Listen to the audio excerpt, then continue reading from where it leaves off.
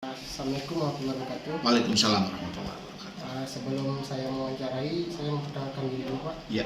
Perkenalkan, nama saya Ikrar Besari dari kampus Universitas Negeri Hamzah. Di sini saya, Pak, mau mewawancarai tentang seputaran Danau Sipin, Pak. Iya, silakan. Yang poin pertama, berbicara pariwisata di Kota Jambi, maka wisata Danau Sipin akan menjadi yang cukup sering didengar. Iya. Menurut Bapak, bagaimana kondisi terkini wisata Danau Sipin? Iya, wisata Danau Sipin terkini adalah wisata andalan ikon pariwisata Kota Jambi. Karena salah satu objek destinasi yang cukup menjanjikan dan mudah diakses oleh masyarakat. Hari ini kalau berbicara Danau Sipin, berbicara pariwisata Kota Jambi, pasti urutan pertamanya adalah Danau Sipin. Nah, perkembangan Danau Sipin juga sekarang itu kan masyarakat di sana bisa menikmati pemandangan alam dalam konteks wisata air.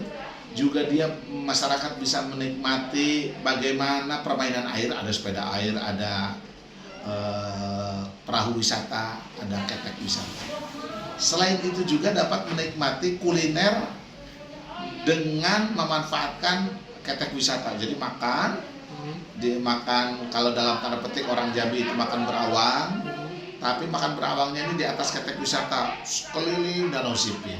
Nah, itu juga menjadi tren sekarang. Jadi ketika berbicara Danau Sipin sekarang adalah destinasi wisata yang nomor satu, menjanjikan dan akan menjadi ikonnya pariwisata Kota Jambi.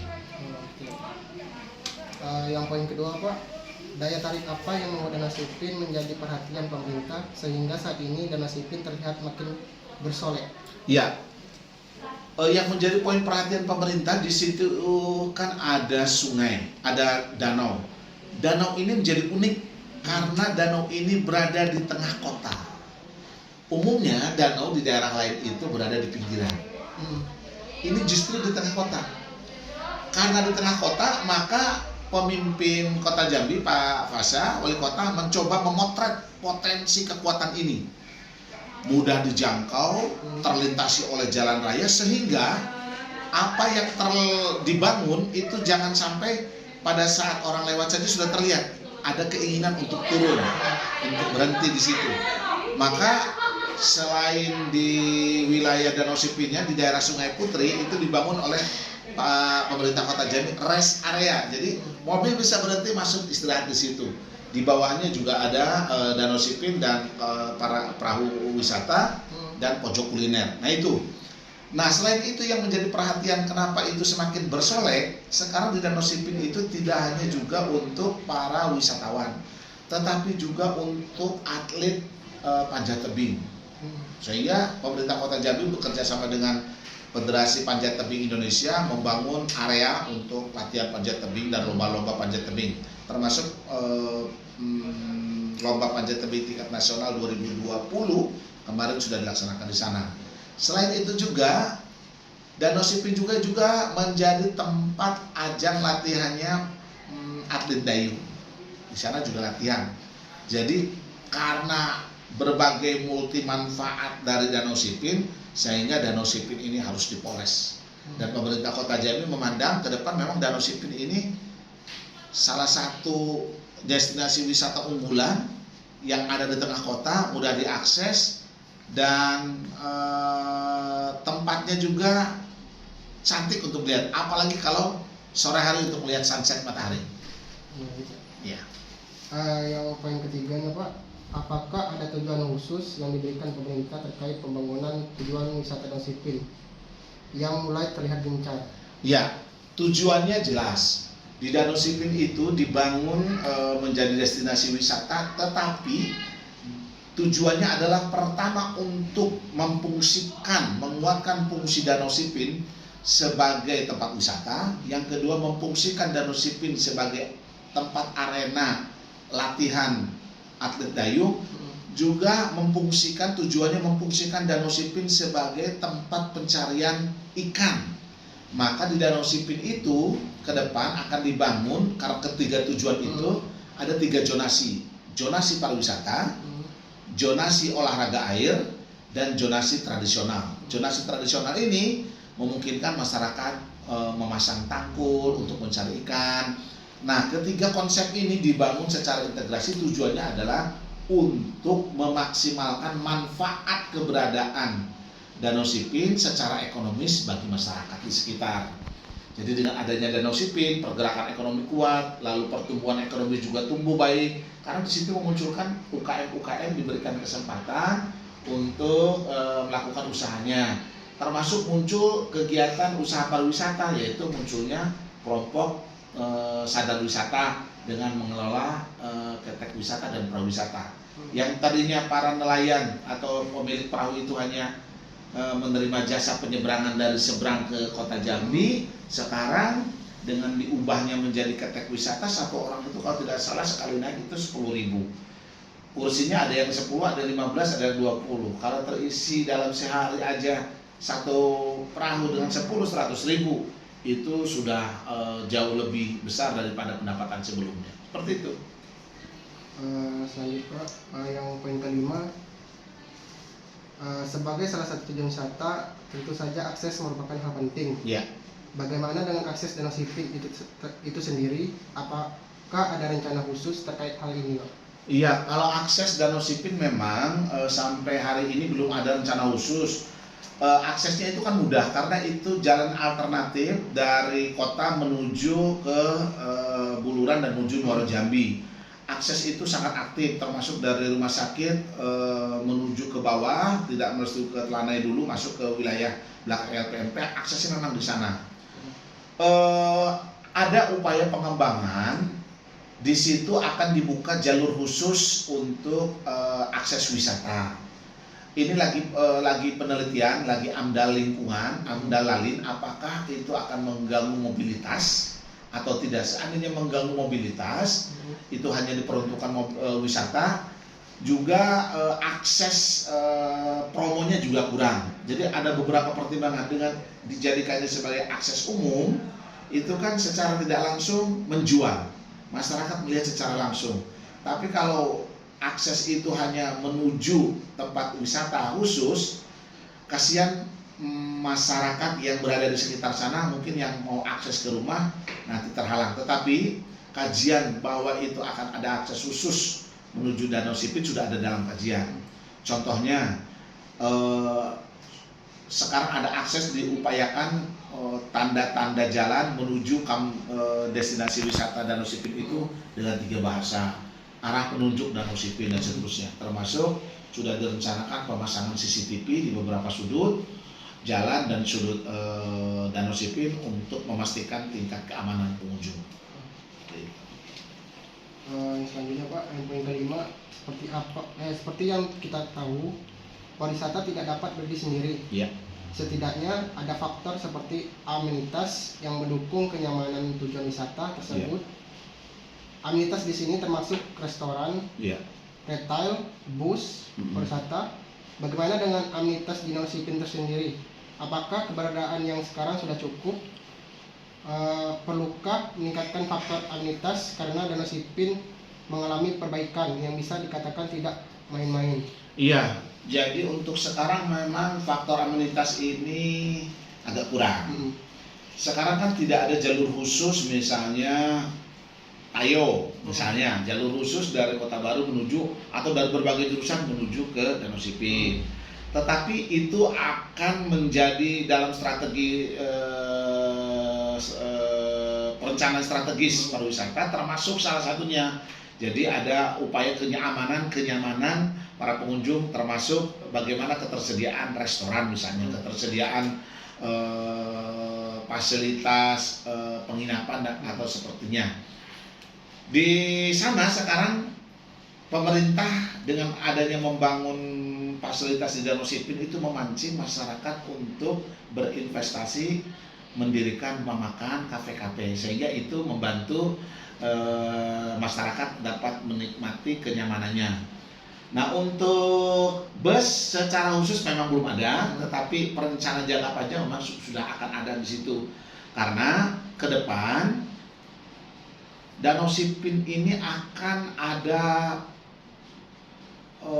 pemagaran khusus gitu ya. Mm-mm. Jadi kalau sekarang itu akses masyarakat itu terbuka jelas, terbuka lebar untuk siapapun masuk. Besok itu ada retribusi yang dikelola khusus. Jadi nanti ada pintu masuk dan pintu keluar. Dan ke depan Danau Sipin itu akan dikelola oleh Badan Usaha Milik Daerah Kota Jambi. Kalau tidak salah namanya Siginjai Sakti. Sekarang sudah digagas, sudah disusun. Nah, tinggal menyusun personal dan struktur di dalam kepengurusan BUMD tersebut. Seperti itu, Bung. Yang selanjutnya Pak, poin ke-6, selain amenitas, fasilitas yang tidak langsung berkaitan juga tidak kalah penting. Danau Sipin pun diuntung dengan letaknya yang berada di tengah kota Jambi. Iya. Apakah ada rencana khusus mengenai hal itu, seperti penambahan ATM yang sekarang tidak ada berada di lokasi? Ya, ini menarik.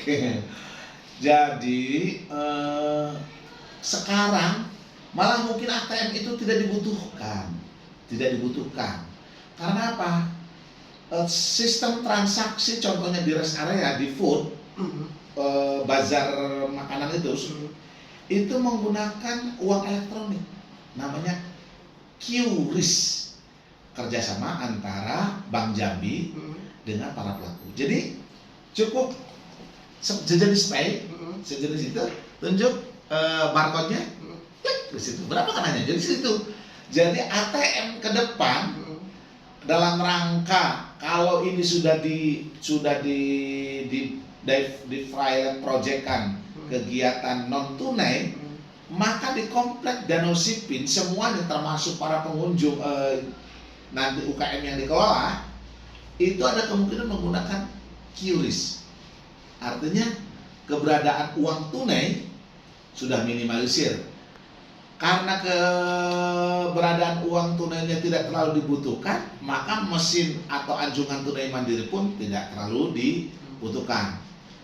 Kalau ini kebijakannya dilanjutkan dengan sistem pembelajaran elektronik, maka ATM tidak mungkin dikembangkan. Tetapi kalau misalnya sistem QRIS ini setelah dilaksanakan ada kendala secara transaksional, ATM bisa menjadi padanan untuk direkomendasikan didirikan di sana, karena masyarakat mungkin kan aksesnya butuh untuk misalnya jajaran secara tunai. Mungkin saja dimungkinkan hal seperti itu ketika sistem pembayaran elektronik non tunai tidak atau ada kendala seperti itu. Yang selanjutnya poin ke-7 Pak, Danau Sipin kini telah menjadi tujuan wisata. Artinya akan ada banyak orang yang datang untuk mengunjungi. Bagaimana dengan warga lokal? Apakah pernah ada gesekan yang terjadi? Dan bagaimana dinas pariwisata mencegah atau menyiasatinya? Ya baik, awalnya gesekan dengan masyarakat lokal itu awal pada saat pembangunan, bahwa masyarakat tradisional di sana takut kehilangan mata pencaharian karena perahu yang biasanya seberang nanti hilang. Awalnya gesekan seperti itu.